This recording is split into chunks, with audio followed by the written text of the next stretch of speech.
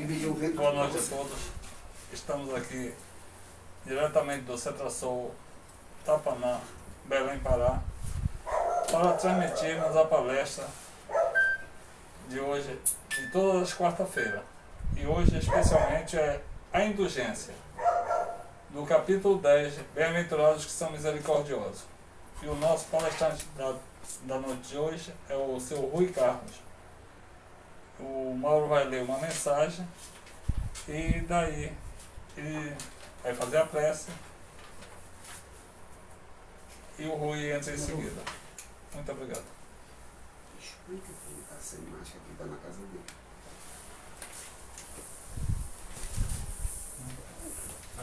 Boa noite a todos. Primeiramente, justificando a ausência do nosso amigo Heitor Lacerda, que seria o palestrante da noite, mas por um motivo de saúde, será substituído pelo nosso irmão Rui Carlos. Então eu irei ler uma mensagem e em seguida daremos prosseguimento. O título da mensagem é Escritura Individual. Mas tudo isso aconteceu para que se cumpra as escrituras dos profetas. Então, todos os discípulos deixando fugiram. Mateus 26, 56. O desígnio a cumprir-se não constitui característica exclusiva para a missão de Jesus. Cada homem tem o mapa da ordem divina em sua existência, a ser executado com a colaboração do livre-arbítrio, no grande plano da vida eterna. Acima de tudo, nesse sentido, toda criatura presente não ignora que será compelida a restituir o corpo da carne à terra. O companheiro menos educado sabe intuitivamente que comparecerão a exame de contas, que se lhe desfrontarão paisagens novas, além do sepulcro, e que colherão, sem mais nem menos, o fruto das ações que houverem semeado no seio da coletividade terrestre. Em geral, porém, ao homem comum, esse contrato entre o servo encarnado e o Senhor Supremo parece extremamente imprecioso e prossegue experiência fora de rebeldia em rebeldia. Nem por isso, todavia, a Escritura, principalmente nos parágrafos da morte, deixará de cumprir-se um momento nesse particular. Surge sempre com múltiplos pretextos para que as determinações divinas se realizem. No minuto exato, familiares e amigos excursionam em diferentes mundos de ideias, através das esferas da perplexidade, do temor, da tristeza, da dúvida, da interrogação dolorosa. E apesar da presença tangível dos afeiçoados, no quadro de testemunhos que lhes dizem respeito, o homem atende sozinho no capítulo da morte aos itens da escritura grafada por ele próprio, diante das leis do Eterno Pai, com seus atos, palavras e pensamentos de cada dia. Essa mensagem ela é do Emmanuel, psicografada pelo Chico Xavier, do livro Vinha de Luz. Então, o nosso palestrante desta noite é o nosso irmão Rui Carlos. O tema da palestra será a indulgência, que é do capítulo 10, Bem-aventurado aqueles que são misericordiosos. Então, vamos elevarmos os nossos pensamentos a Deus, nosso Pai de infinita bondade e sabedoria, primeiramente pedindo permissão aos nossos mentores espirituais para que possa emanar, intuir o nosso palestrante desta noite e que nós daqui possamos envolver todos os nossos parentes e amigos, os trabalhadores desta casa, o bairro do Tapanã como um todo. Agradecemos por mais esta oportunidade e tudo que será dito aqui pelo nosso irmão Rui Carlos, que seja de fácil entendimento para todos nós, para que possamos pôr em prática no nosso dia a dia, no nosso cotidiano, e que nos dê cada vez mais a certeza de que estamos no caminho certo e que possamos cada vez mais termos a inteligência, a capacidade de entendimento, de discernimento das coisas, Senhor. Então agradecemos mais uma vez por esta oportunidade e que assim seja, Senhor. Muito obrigado. Seu Rui Carlos, boa noite. Boa noite. Boa noite a todos, caros internautas, irmãos do Centro Espírita da Sentação. É com alegria que eu estou pela primeira vez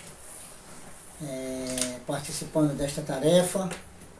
Que todos nós estejamos unidos pelo pensamento, para sem dúvida nenhuma aproveitarmos os momentos que nos são ofertados na noite de hoje pelos amigos espirituais sob o comando de Jesus, para estudarmos mais um pouco o Evangelho. Sem dúvida nenhuma, o tema de hoje é muito importante para todos nós, que fala da indulgência. Ser indulgente é aquele que tem a capacidade de entender, perdoar, relevar os desequilíbrios humanos. E nós, que estamos reencarnados num planeta de provas e expiações, mais do que nunca temos a responsabilidade de exercitar esse sentimento na nossa vida. Ser indulgente, praticamente, é ter a capacidade de, assim como o perdão, nós relevarmos os erros alheios. E quem não erra no nosso planeta?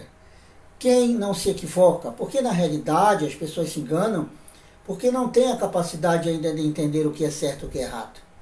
E nós, que nos dizemos já entender, precisamos perceber tudo isso e ter a capacidade de usufruir destes recursos que nos são ofertados para exercitarmos a fraternidade entre nós. Jesus é o nosso grande modelo e guia, governador espiritual que encarnou entre nós para nos ensinar mais diretamente esse sentimento e, sem dúvida nenhuma, foi o grande ícone deste sentimento entre nós. Ele, governador, reencarnou entre o povo escolhido há milênios para ser seu berço, do berço ao túmulo, mas sem dúvida nenhuma foi muito injustiçado. Viveu numa época em que a incompreensão era muito grande, especialmente a incompreensão religiosa, que não entendia que alguém eminentemente humilde, vindo de uma cidade, de uma vila insignificante que era Nazaré, tivesse o conhecimento tão profundo das leis divinas que ele tinha. E por isso incomodou até o ponto de ser assassinado no Gólgota por causa da incompreensão humana. Poderia ter sido diferente se nós tivéssemos a capacidade de ouvir Jesus. Mas nem por isso ele caminha conosco há 2021 anos, aproximadamente, nos ensinando este sentimento em nossas vidas, dando-nos a oportunidade de exercitarmos cada vez mais em nossos corações. Sem dúvida nenhuma, a indulgência é muito importante, porque ela justamente nos sugere que tenhamos a capacidade de entender as limitações alheias, que não são poucas, as quais nós precisamos ter a capacidade de perceber e, acima de tudo, respeitar o ponto de vista das pessoas. É interessante que em nossa vida nós temos a ideia de imaginar que as pessoas têm que se adequar ao nosso modo de ser. Isso realmente é um grande equívoco, porque na realidade somos espíritos diferentes em estados evolutivos diferentes, principalmente quando estamos em um mundo de provas e expiações. E estarmos neste mundo nos induz dizer que temos que ter, acima de tudo, a cautela para não nos equivocarmos exigindo dos outros aquilo que eles não nos podem dar. É interessante olharmos que podemos fazer tudo para as pessoas, 100% para as pessoas, mas, na realidade, não receberemos o 100% de volta. Receberemos 99,99%, porque ninguém é perfeito para nos dar 100%. Então temos que estar preparados para as aparentes decepções da vida, nos investimentos que fazemos, nos outros e que esperar 100% que não recebemos. Existe uma passagem no Evangelho, que é a passagem dos 10 leprosos, que vão ao encontro de Jesus, pedem para ser curados. Jesus diz para eles irem ao sacerdote se mostrarem, e eles, quando vão andando, começam a se reconstituir, as peles começam a ficar boas, eles começam a ficar sadios, e eles vão embora. Eles não obedecem à ordem de Jesus, não vão ao templo, porque qual era a orientação inicial? Eles iriam ao templo para se mostrarem aos sacerdotes, que eram os tabeliões da época, para verificarem que eles estavam vivos, porque quando a pessoa era leprosa, ele era riscado do livro das pessoas que estavam aparentemente vivas. Eram considerados mortos, eram jogados no Vale dos Leprosos, chamado Vale das Flores, em todo Jerusalém, ou das cidades próximas com outros nomes. Então, justamente, Jesus manda os sacerdotes para que eles vão dar testemunho do que justamente eles estavam numa nova oportunidade. O que é que acontece? Quando eles são curados, eles se dirigem aos bordéis, aos locais de bebida, aos desequilíbrios, voltam a contrair e adoecer, diz o texto da Amélia Rodrigues, e apenas um volta para agradecer a Deus. E é interessante, a Jesus. E é interessante nós vermos que este alguém era samaritano. Que era samaritano? Alguém considerado herético pela religião judaica da época. E é o único que volta para agradecer. Jesus disse, mas não eram 10? Dá um ensino para nós. Como a dizer, cadê os outros 9? E este que voltou, apenas um samaritano, justamente o que não é judeu, e ele coloca a mão na cabeça dele e diz, a tua fé te salvou, vai em paz. Então, até os seres angélicos têm indulgência conosco. Se não tivessem, não estaríamos reencarnados neste planeta, no qual temos muitas oportunidades. Sejamos então bem-vindos a este passeio da noite de hoje pela indulgência do capítulo 10 do Evangelho segundo o Espiritismo. Bem-aventurados são misericordiosos.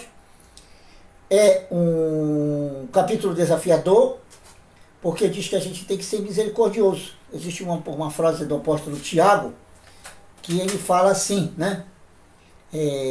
A misericórdia será implacável, a lei será implacável para aquele que não executou, que não viveu a misericórdia para com o seu irmão. Porém, a misericórdia triunfa no julgamento. O que ele quer dizer? Que nós sermos misericordiosos é muito importante. Porque, como diz o próprio Pai Nosso, que a gente às vezes repete, não sabe porque está repetido. Perdoai as nossas dívidas, que é a tradução correta, como nós perdoamos os nossos devedores. Então, como eu posso pedir o perdão de Deus se eu não tenho a capacidade de perdoar o meu irmão? O exercício primeiro, eu perdoar o meu irmão. Deus quer que assim seja. Ele não quer que eu seja o famoso jogador de futebol que dribla os outros e tenta fazer o gol sem o seu companheiro. Ele quer que você faça o gol de mãos dadas com ele. E como é que você consegue isso? Através da sua capacidade de ser misericordioso e entender o outro. Então, a misericórdia é justamente esse sentimento maravilhoso que nos induz a realmente entendermos o outro. E dentro deste sentimento, deste capítulo, nós temos um item dedicado à indulgência, né? A indulgência que justamente trata deste assunto de uma forma mais direta, é que nós vamos começar a navegar a partir deste momento. Comecemos com o texto de Mateus, capítulo 7, versículo de 3 a 4, tá? No qual Jesus faz uma demonstração para nós no Sermão do Monte. O capítulo 6 e 7 de Mateus é a historificação do Sermão do Monte, que nós devemos ter o cuidado, nós devemos ter o costume de ler de vez em quando o capítulo 6 e 7 de Mateus, porque é o resumo da doutrina cristã. O que é que Jesus diz no capítulo 7, tem 3 e 4, os versículos 3 e 4? Vejamos o que ele diz. Como é que vedes um argueiro no olho do vosso irmão, quando não vedes uma trave no vosso olho? Interessante essa comparação. Temos aqui duas expressões. Argueiro, quer dizer um cisco, um sujinho de nada, né? E trave é um pedaço de madeira, até meio exagerado a tradução do evangelista, né? Certamente Jesus não usou esse termo, mas não vamos levar por essa questão da tradução. Vamos entender a diferença entre um e outro. Um é um cisco comparado com uma acha. Trave é uma acha. Sabe aquelas achas que a gente faz quintal no interior, né? Que a gente faz aquelas divisões entre os nossos vizinhos no interior, dos nossos terrenos. Então ele diz assim, como é que tu vedes um sujo no olho do irmão e não vês que tu tens uma acha no teu olho? Interessante, né? Isso é natural do orgulho humano. É natural de todos nós, que temos a mania de vermos sempre o argueiro no olho do outro. E quase sempre nós temos uma trave no nosso. Mas o nosso orgulho, a nossa vaidade não nos permite vermos isso. Não nos permite introduzirmos isso no nosso entendimento. Nós achamos melhor vermos o argueiro no olho do outro. Um arqueiro que, quando tirado, vai fazer com que o outro seja até melhor do que nós. Porque às vezes nós nos acostumamos com as nossas traves particulares e passamos milênios com elas. Passamos vários e vários anos vivendo as nossas traves pessoais e não temos a capacidade de romper com elas. Quando somos chamados a romper, dizemos, mas eu já gosto, essa trave é tão gostosa, eu passo 20, 30 anos com ela. Quando essa trave, ela é objeto de queda. Enquanto o outro, quando tira um argueiro, um sujinho, ele começa a ver maravilhosamente e começa a produzir. E Deus quer que a gente produza. Deus não quer que a gente fique num ponto de paralisia espiritual, de estagnação. Quer que nós produzamos. Então, para este capítulo, este versículo, ele nos induz a nós analisarmos o nosso comportamento com relação aos outros, com relação aos nossos familiares, com relação aos nossos colegas de trabalho, com relação aos nossos colegas de academia, com relação aos nossos amigos, às nossas amizades, com todas as pessoas que estão conosco, até mesmo com aqueles que se dizem nossos adversários, que muitas vezes são dons que a providência nos concedeu para que nós exercitemos a paciência, a misericórdia, né? A indulgência que nós estamos estudando na noite de hoje. Não é por acaso que os nossos irmãos estão conosco, mas quase sempre eles têm argueiro nos olhos. E eu não verifico o que é a trave. Mas o que é que eu faço? Eu, digamos assim, potencializo a questão e acabo dizendo que ele tem uma imensa trave quando é um argueiro. Eu potencializei.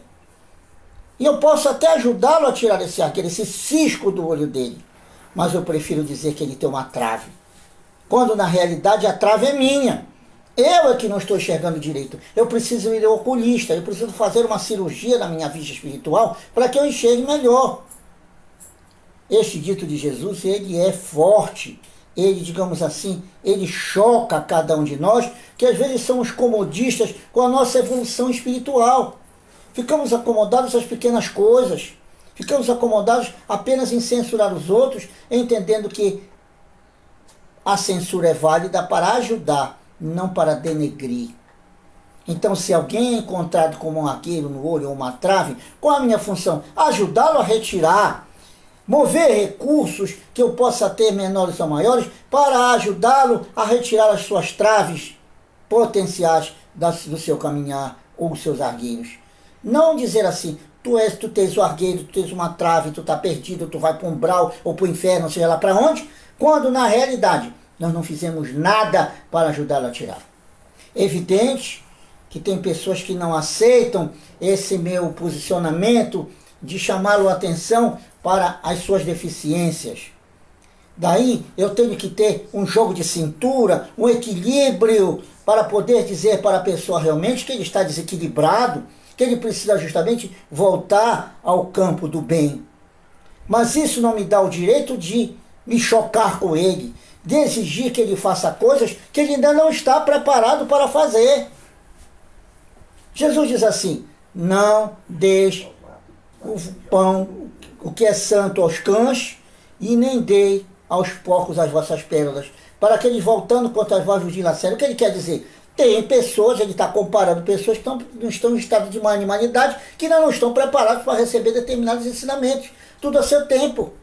É a mesma coisa que você dá para um recém-nascido, uma feijoada, uma maniçoba, ele vai desencarnar, porque o aparelho gástrico dele não está realmente sedimentado para que ele possa justamente comer comidas pesadas. Assim são as coisas que nós temos na nossa vida. Nós temos que ter o cuidado para não exigirmos mais das pessoas que elas possam dar. Isso passa também pelo nosso comportamento com relação aos nossos entes familiares, os nossos entes consanguíneos, que às vezes nós queremos que eles amadureçam de um dia para o outro, participem do evangelho do lar. Ah, mas eu não consigo trazer a minha família para o estudo do evangelho do lar. Claro, você não consegue sensibilizar nem o cachorro da sua casa. Você não consegue. Como é que você vai conseguir trazer a sua família?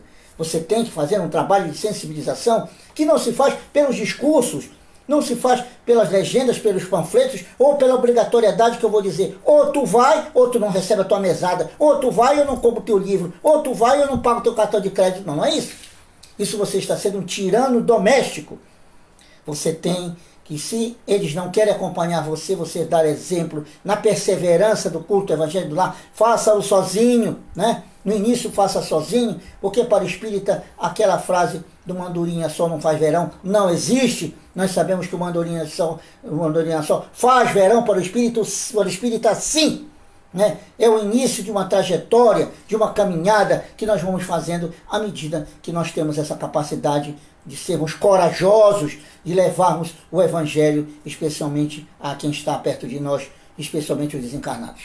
E com o passar do tempo, quem sabe, aquelas pessoas que estavam omissas da presença, elas vão pedir para estarem presentes. Elas vão pedir para participar. Elas não vão se omiscuir, porque elas vão sentir a sua perseverança e, através da curiosidade, vão serem chamados a estarem participando com você.